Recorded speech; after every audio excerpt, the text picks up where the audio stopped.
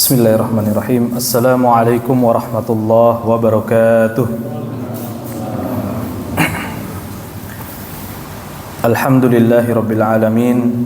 Nahmaduhu hamda syakirin wa nu'minu bihi imanan muqinin wa nuqirru biwahdaniyatihi iqraras sadiqin wa asyhadu an la ilaha illallah wahdahu la syarikalah lahul mulku wa lahul hamdu yuhyi wa yumitu wa huwa ala kulli syai'in qadir wa asyhadu anna Muhammadan abdullahi wa rasuluhu wa safiyyuhu min khalqihi wa habibuh salawatullahi alaihi wa salamuhu wa ala alihi wa ashabihi wa ahbabihi wa man tabi'ahum bi ihsanin ila yaumiddin, amma ba'du.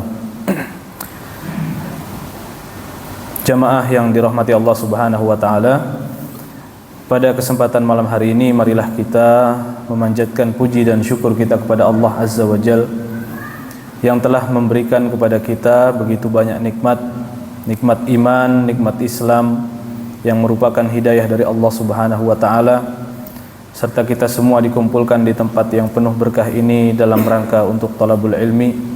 Mudah-mudahan Allah memanjangkan nikmat kita, memberikan keistiqomahan kepada kita, amin ya rabbal alamin.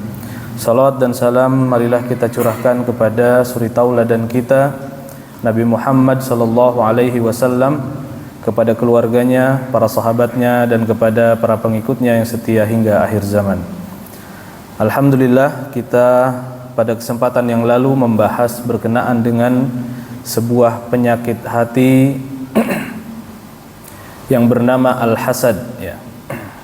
Dan sebelumnya juga kita sudah membahas tentang penyakit hati yang disebut dengan al-ya'su atau berputus asa dari rahmat Allah. Pada kesempatan malam hari ini kita akan melanjutkan kembali. Tema pada malam hari ini adalah kita akan membahas sebuah penyakit hati yang bernama al-amnu min makrillah, merasa aman dari makar Allah Subhanahu wa ta'ala. Ketika disebutkan kata makar, maka yang ada di dalam benak kita adalah sebuah kata yang maknanya negatif, sebuah kata yang maknanya adalah sebuah perbuatan buruk, ya. Akan tetapi di dalam Al-Quran kita menemukan bahwa Allah Subhanahu wa ta'ala telah menyebutkan bahwa Allah juga berbuat makar, bahwa Allah Subhanahu wa ta'ala membalas makar terhadap orang-orang kafir, terhadap orang-orang yang durhaka kepada Allah Subhanahu wa ta'ala.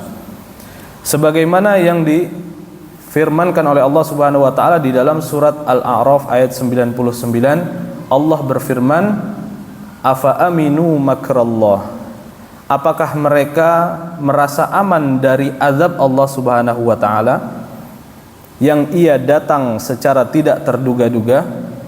Fala ya'manu makrallahi illal qaumul khasirun, maka tidaklah seseorang merasa aman dari murka, dari azab Allah Subhanahu wa ta'ala kecuali orang-orang yang merugi, kecuali orang-orang yang celaka. Maka di dalam ayat ini Allah Subhanahu wa ta'ala secara lantang menyebutkan bahwa Allah berbuat makar, ya. Tetapi tidak bisa disamakan bahwa Allah berbuat makar seperti mana makhluk berbuat makar, sebagaimana manusia berbuat makar, tidak bisa disamakan. Bahkan dikatakan oleh para ulama, ketika ada seseorang yang mengatakan apakah bisa kita sebut bahwa Allah memiliki sebuah sifat yang dinamakan al-makir, pembuat makar, ya, maka para ulama sepakat mengatakan tidak boleh menyematkan kepada zat Allah Subhanahu wa ta'ala sebuah sifat yang disebut dengan membuat makar, ya. Sebab apa? Alasannya banyak. Yang diantaranya bahwa Allah berbuat makar, tidaklah makar tersebut dalam bentuk mutlak. Dan para ulama di dalam tafsirnya telah menjelaskan bahwa makna makar dari Allah Subhanahu wa ta'ala adalah berupa balasan, adalah berupa azab, adalah berupa hal-hal yang merupakan balasan dari Allah Subhanahu wa taala terhadap orang-orang yang ingkar, terhadap orang-orang yang merasa dirinya aman daripada pembalasan dari Allah Subhanahu wa taala. Begitupun di dalam bentuk yang lain, Allah berbuat makar untuk menyelamatkan kaum muslimin. Allah berbuat makar untuk menyelamatkan Rasulullah sallallahu alaihi wasallam, ya. Sebagaimana Allah berbuat makar membalas makar daripada orang-orang kafir Quraisy. Ketika orang-orang kafir Quraisy berbuat makar untuk membunuh Rasulullah, ya. Wa idh yamkuru bikal ladzina kafaru liyuthbituka aw yaqtuluka aw yukhrijuk. Bahwa ketika orang-orang kafir itu ingin mengembargo, ingin mengeluarkan Rasulullah, ingin membunuh Rasulullah sallallahu alaihi wasallam, wa yamkuruna wa yamkurullah. Sesungguhnya mereka berbuat makar dan Allah yang membalas makar mereka, ya. Wallahu khairul makirin. Ya, maka Allah sebaik-baik pembuat makar. Yang dimaksud adalah justru bukan hal yang negatif, kata para ulama, bahwa makar Allah Subhanahu wa taala adalah mukjizat, adalah keadilan Allah Subhanahu wa taala terhadap orang-orang yang beriman, membalas kepada orang-orang yang berbuat kekafiran, ya.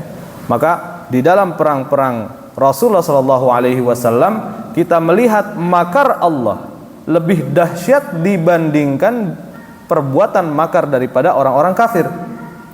Di perang Badar, ya, maka Rasulullah sallallahu alaihi wasallam ditolong oleh Allah Subhanahu wa taala dengan pasukan-pasukan para malaikat, ya.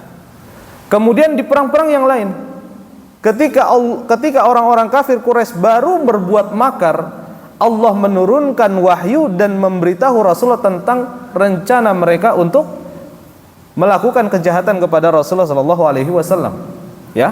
Maka pada perang Khandaq Rasulullah sudah bersiap apa yang akan terjadi dan apa yang sedang direncanakan oleh orang-orang kafir. Rasulullah sudah tahu, dan itu makar Allah Subhanahu wa taala.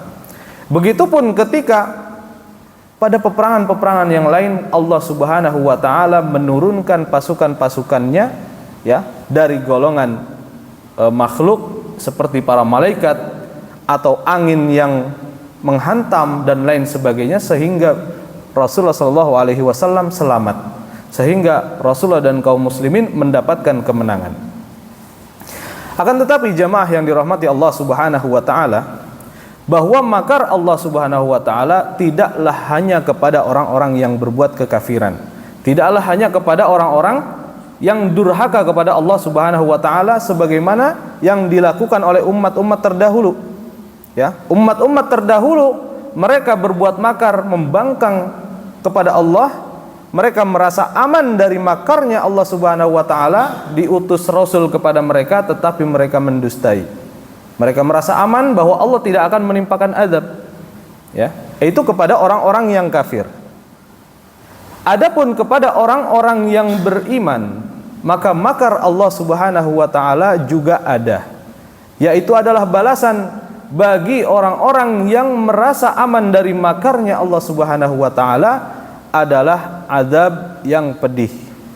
Baik azab yang kemudian Allah Subhanahu wa taala segerakan di dunia, atau azab yang kemudian Allah akhirkan untuk nanti dibalas di akhirat kelak, ya. Maka di sini kita bisa memahami di antara sebuah penyakit yang paling besar dosanya, penyakit yang ada di dalam hati manusia yang merupakan di antara dosa besar, adalah merasa aman dari makar Allah Subhanahu wa taala. Ketika seseorang melakukan perbuatan dosa, ketika seseorang melakukan perbuatan maksiat, meninggalkan kewajiban-kewajiban, kemudian dia merasa aman daripada balasan Allah Subhanahu wa taala, itu adalah merupakan salah satu dosa yang paling besar, ya. Terbersit di dalam hati dia merasa aman daripada balasan Allah Subhanahu wa taala atas dosanya, itu adalah merupakan perbuatan dosa dan merupakan cabang daripada kekafiran, ya. Maka tidak ada seorang yang mukmin seorang yang beriman, dia akan merasa aman dari makar Allah Subhanahu wa ta'ala. Bahkan para sahabat, bahkan para tabi'in dan orang-orang yang soleh sekalipun, mereka beramal dengan begitu luar biasanya di dalam kehidupan mereka. Mereka tidak pernah merasa aman dari makar Allah Subhanahu wa ta'ala. Apalagi kita orang-orang yang hidup di akhir zaman. Setiap hari kita pasti berbuat dosa. Keluar ambil kunci motor, jalan ke pasar, kita berbuat dosa. Ya. Pulang dari kerja capek, kita juga mungkin bisa jadi berbuat dosa. Dan membuka HP, kita berbuat dosa. Semakin lama seseorang melakukan perbuatan dosa, kita ulang-ulang terus perbuatan dosa, dan kita melupakan dosa-dosa tersebut, tidak kita mintakan ampun kepada Allah Subhanahu wa ta'ala, bisa menimbulkan penyakit hati yang disebut dengan merasa aman dari makar Allah Subhanahu wa ta'ala. Na'udzubillah. Semoga Allah Subhanahu wa ta'ala melindungi hati kita dari merasa aman kepada makar Allah Subhanahu wa ta'ala. Jamaah yang dirahmati Allah Subhanahu wa ta'ala, di dalam ayat yang lain Allah juga menjelaskan terkait masalah makar. Sebagaimana Allah berfirman, afa amina ahlul qura ayyatiyahum ba'suna bayatan wa hum naimun. Apakah penduduk dari sebuah negeri dia merasa aman, ya, dari ba'suna, dari adab yang akan kami timpakan, dan mereka dalam keadaan naimun, dalam keadaan sedang tidur. Ketika Allah menyegerakan sebuah adab, ketika Allah Subhanahu wa ta'ala, ya, membalas makar mereka, membalas makar perbuatan dosa manusia, terkadang Allah menimpakannya ketika seseorang masih dalam keadaan hidup, ya. Sebagaimana yang sudah terjadi pada umat-umat yang terdahulu, ya, seperti kaumnya Nabi Saleh, kaumnya Nabi Lut, ya, kaumnya Nabi Nuh.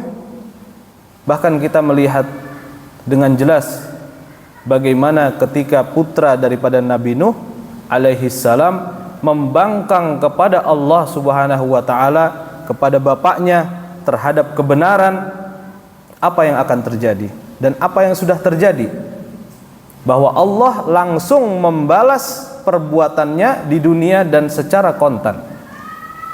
Maka dikatakan di dalam Al-Quran, wa hiya tajri bihim fi maujin kal jibal wa nada nuh ibnahu wa huwa fi ma'zili ya bunayya rkab ma'ana wa la takum ma'al kafirin.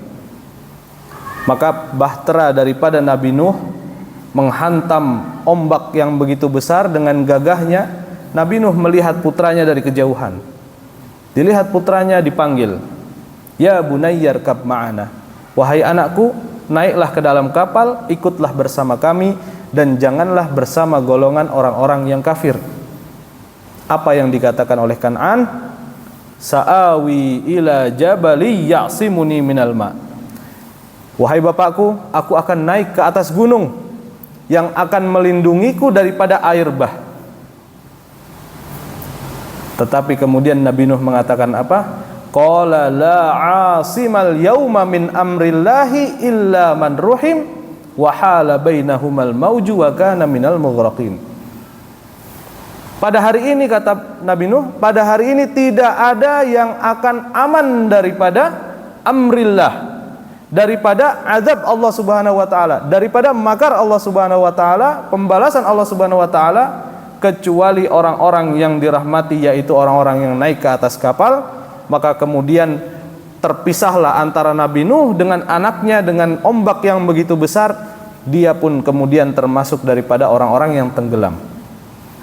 Terkadang kita bisa melihat seseorang yang terbiasa melakukan perbuatan dosa, ya, dia berbuat dosa, nggak pernah sholat, nggak pernah zakat, nggak pernah puasa, kegiatannya sehari-hari berunsur maksiat, Tapi kenapa kita melihat bahwa kehidupannya itu fine-fine saja? Kehidupannya oke-oke aja. Dia bangun tidur ada rizki, dalam keadaan sehat, melanjutkan hidup seperti tidak ada masalah.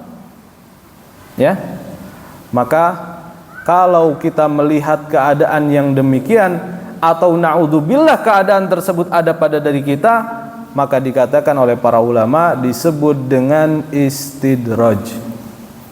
Apa itu istidraj? Allah Subhanahu wa ta'ala mengakhirkan balasan daripada perbuatan dosa kita di waktu yang nanti. Ya. Dan kita melihat banyak sekali orang seperti itu. Orang-orang kafir ya. Hidupnya kok enak-enak aja, fine-fine aja, tiap hari membantai kaum muslimin. Tapi dia masih hidup sekarang. Makin merajalela ya, luar biasa. Akan tetapi kata Allah Subhanahu wa taala, ya, am hasibtum,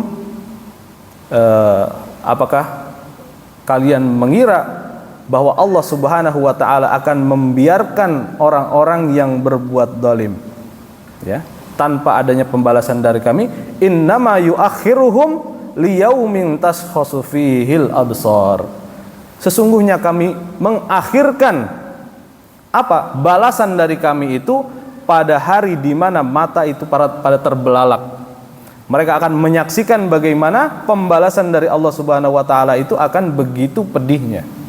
Ya.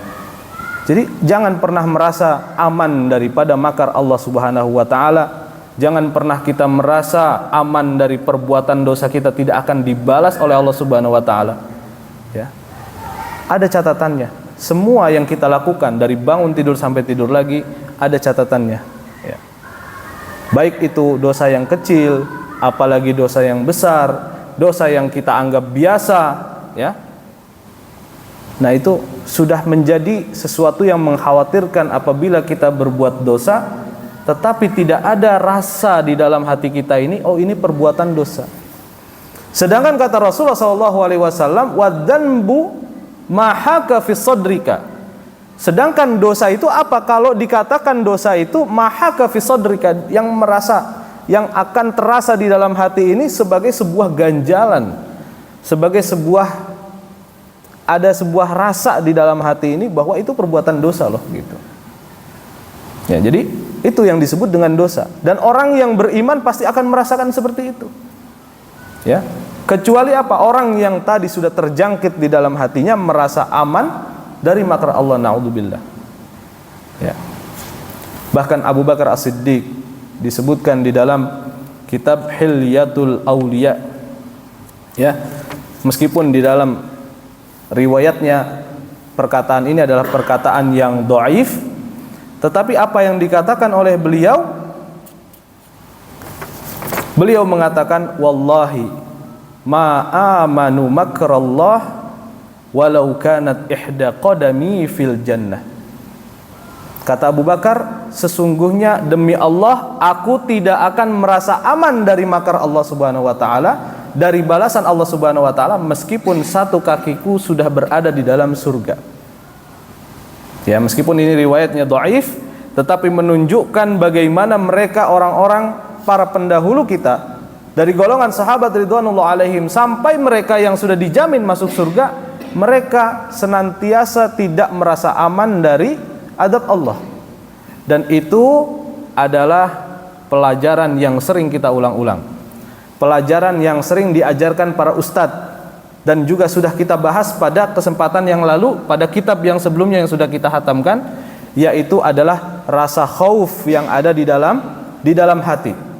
Maka merasa aman dari makar Allah, lawannya, sifat baiknya adalah al-khauf, merasa takut daripada balasan Allah, daripada adab Allah Subhanahu wa ta'ala. Kalau rasa khauf itu sudah hilang, muncullah penyakit ini, merasa aman daripada adab Allah. Na'udzubillah, summa na'udzubillah. Di dalam athar yang lain bahkan dikatakan oleh seorang salaf, ya, dan juga ada yang mengatakan ini qaul dari seorang sahabat. Beliau mengatakan bahwa aku tidak akan pernah merasa rehat, tidak akan pernah merasa beristirahat sampai kaki kiriku masuk ke dalam surga. Meskipun kaki kananku sudah masuk ke dalam surga, aku tidak akan merasa rohah, tidak akan merasa istirahat sampai kaki kiriku juga ikut masuk ke dalam surga.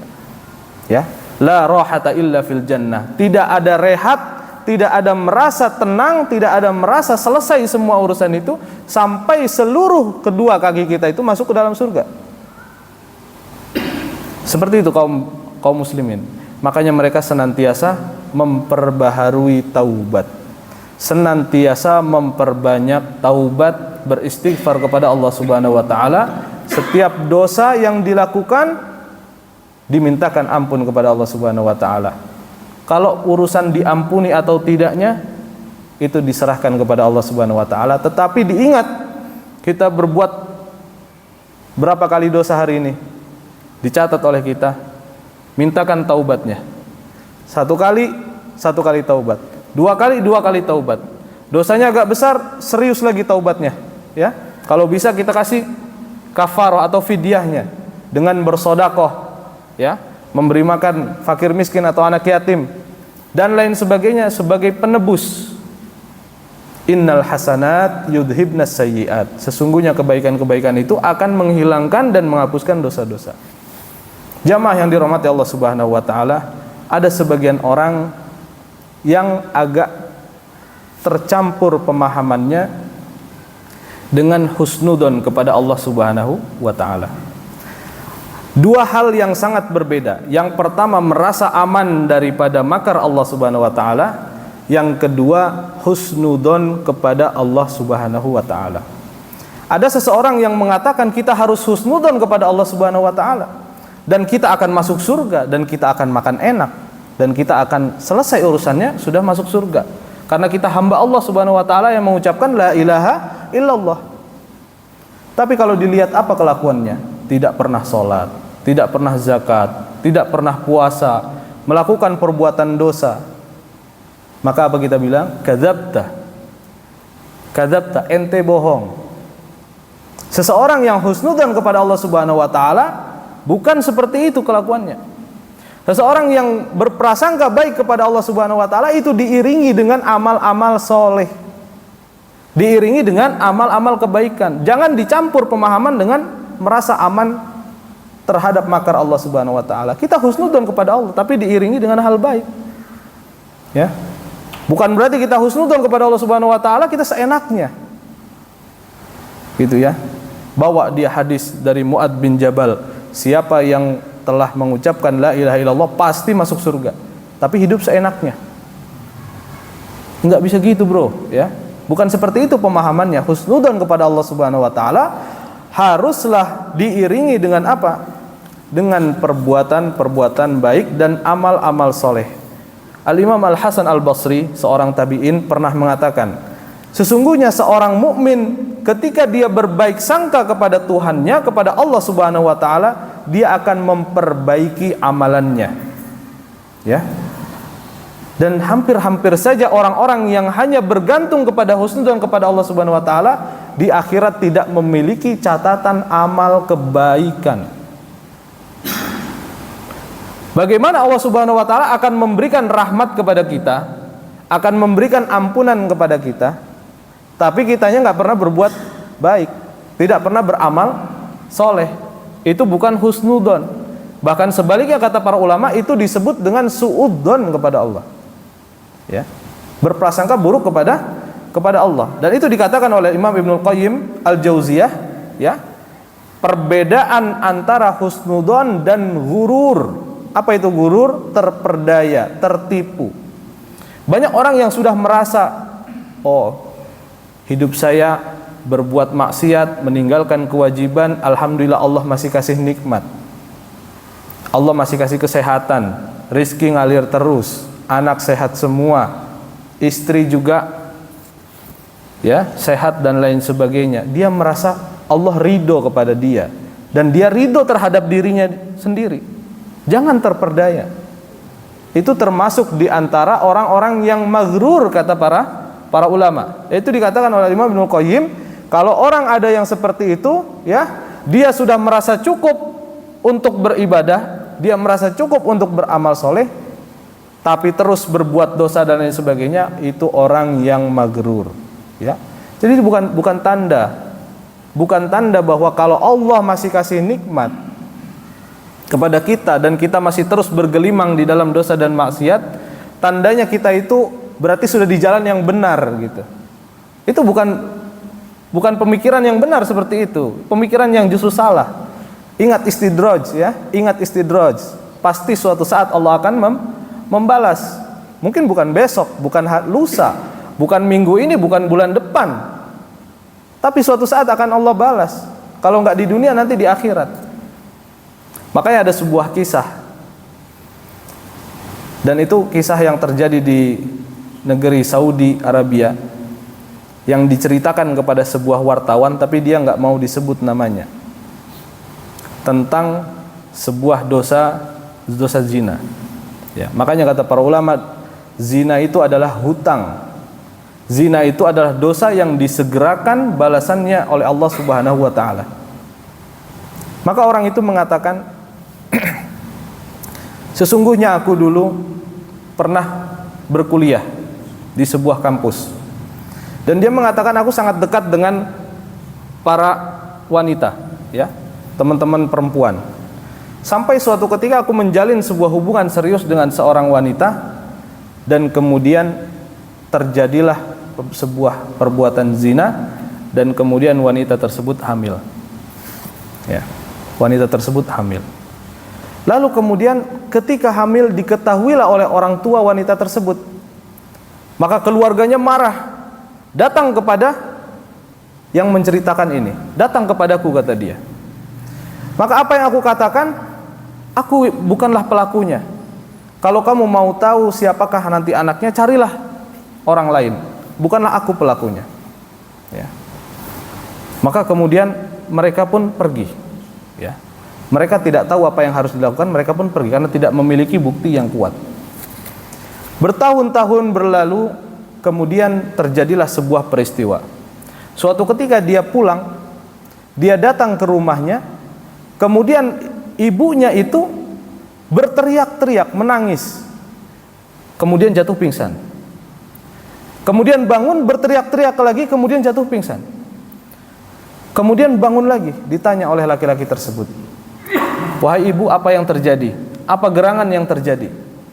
Maka ibunya mengatakan, "Ukhtuka telah dihamili, saudarimu telah dihamili oleh tetanggamu." Maka langsung naik darah, naik pitam dia. Langsung dia datangin tetangganya, dan kemudian dia tanya kepada tetangganya itu, "Kamu yang menghamili saudari saya?" Maka laki-laki itu menjawab dengan sebuah perkataan yang pernah dia ucapkan dulu. "Kalau kamu pengen tahu siapa yang melakukan, carilah orang lain, saya bukan pelakunya." Persis kata-kata yang dia ucapkan ketika dia menghamili seorang wanita. Maka dia pun seperti disambar petir, ya. Kehidupan terus dia berjalan bertahun-tahun, sampai kemudian dia menemukan seorang wanita untuk dinikahi. Dia kemudian menikah dengan seorang wanita. Setelah dia menikah, lalu kemudian ketahuan ternyata istrinya itu tidak perawan dan pernah berzina. Nauzubillah. Dia pun kemudian meminta ampun kepada suaminya dan berkata, "Maafkan aku, ya. Tutupilah aibku, aku akan menjadi orang yang baik dan menjadi istri yang baik untukmu." Maka dia pun kalut, tapi akhirnya kemudian menerima. Dia kemudian memiliki seorang anak perempuan, ya. Dan dikatakan bahwa anak perempuannya itu cantik, mithlul qamar. Wajahnya itu benar-benar berseri-seri. Anaknya tumbuh besar sampai kemudian usia 6 tahun. Suatu ketika anaknya itu pulang dari sekolah, datang ke rumah dalam keadaan menangis. Maka bapaknya ini nanya, "Wahai anakku, kenapa? Apa yang terjadi?" Ternyata dia habis diperkosa oleh seorang security. Dan itu kejadian balasan Allah Subhanahu wa taala atas sebuah perbuatan zina, ya. Dan perbuatan dosa itu pasti akan menyisakan sebuah balasan. baik balasan itu di dunia ataupun nanti di akhirat.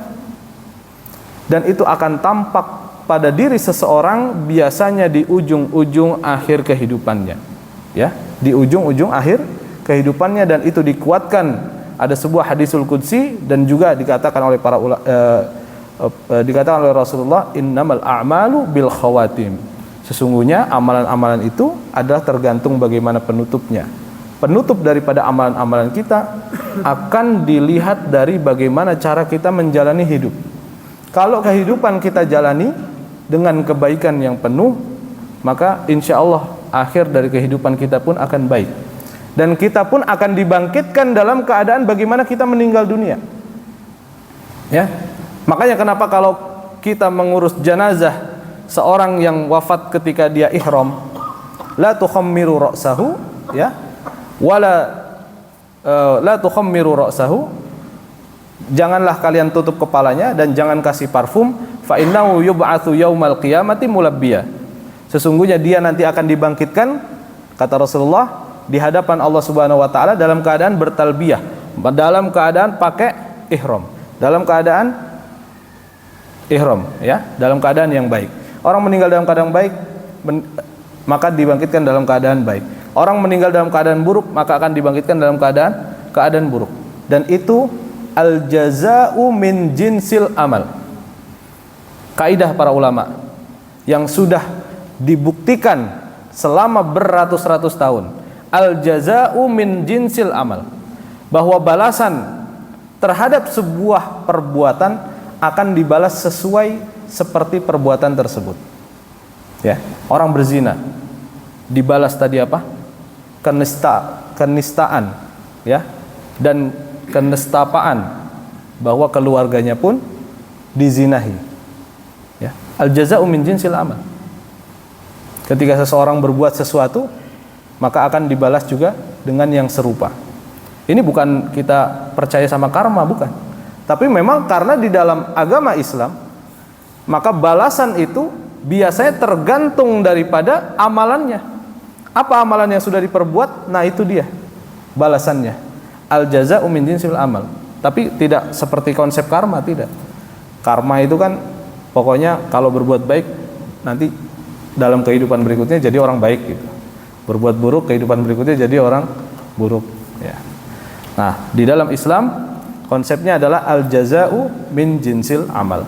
Maka kembali kepada perbedaan antara merasa aman dari makar Allah Subhanahu wa taala dan dengan husnudzon kepada Allah Subhanahu wa taala adalah tadi seseorang, ya, yang dia merasa aman dari makar Allah, dia tidak pernah bertaubat kepada Allah Subhanahu wa taala, selalu bergelimang dengan dosa, ya, dan pasti Allah Subhanahu wa taala akan membalasnya baik itu di dunia ataupun di akhirat.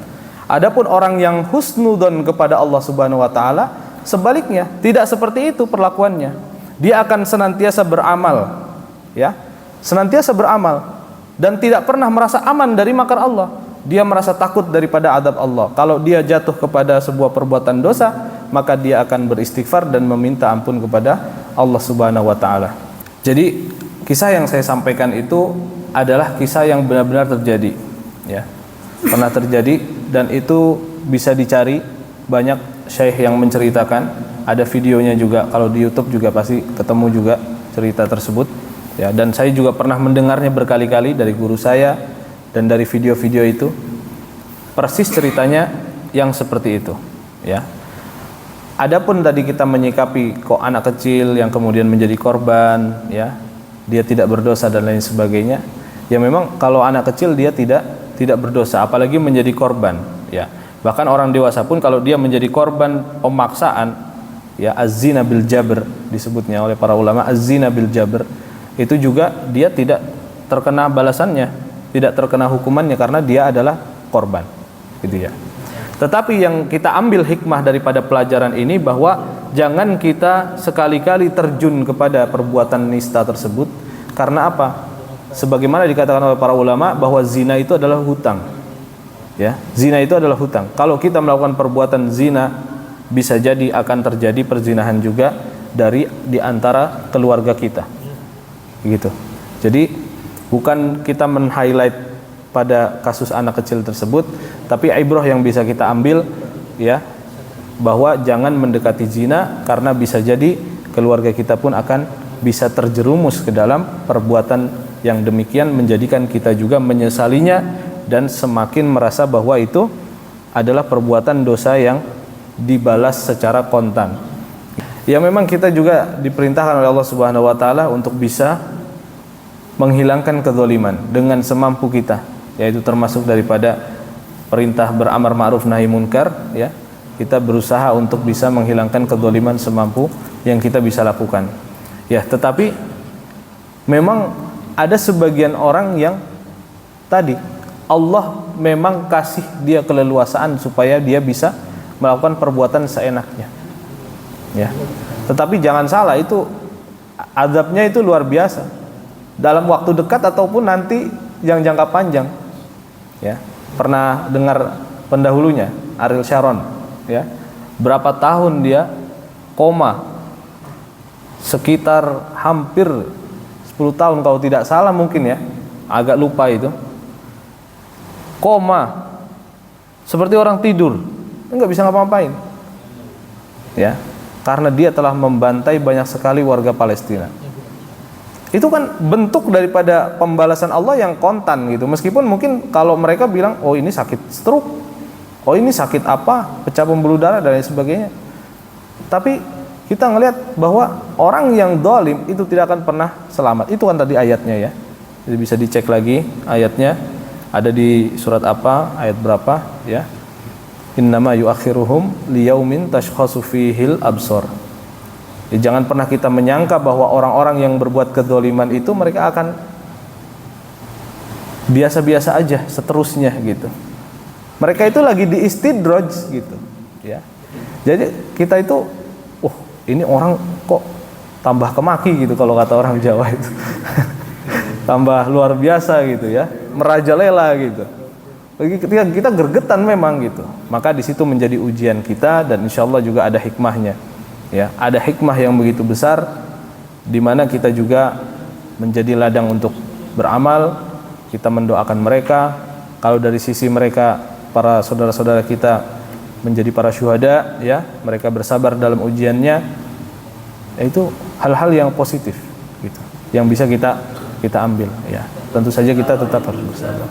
Yang tadi Ustaz bilang berzina itu seperti utang. Ada rujukan dalilnya? Enggak ada, itu adalah qaul yang berdasarkan dari pengalaman, tajrubah. Ya, berdasarkan dari pengalaman tajrubah. Seperti itu. Ya, kalau dalil secara nas dia tidak ada. Jadi kalau orang yang berzina kemudian ada lagi keluarganya yang berzina, ya, maka para ulama bilang itu zina itu adalah hutang gitu. Zina adalah hutang, bisa jadi di antara keluarga akan terjerumus gitu. Kalau dalil nggak ada. Hukum karma, iya, ya hukum karma memang kalau bahasa ininya ya. Tapi karma itu dari agama Buddha.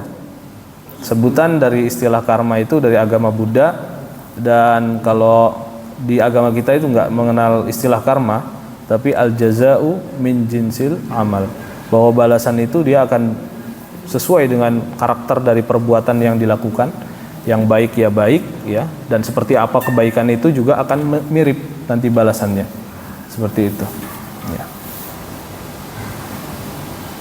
Mungkin itu saja. Wallahu taala a'lam bissawab. Semoga Allah Subhanahu wa taala melindungi hati kita dari merasa aman daripada makar Allah. Allah berikan keistiqomahan, Allah berikan kesempatan kita senantiasa bertaubat atas dosa-dosa kita, dan Allah berikan keistiqomahan, amin ya rabbal alamin. Kita tutup dengan hamdalah dan doa kafaratul majlis. Alhamdulillahirabbil alamin. Subhanakallahumma wa bihamdika asyhadu an la ilaha illa anta astaghfiruka wa atubu ilaik. Wassalamualaikum warahmatullahi wabarakatuh.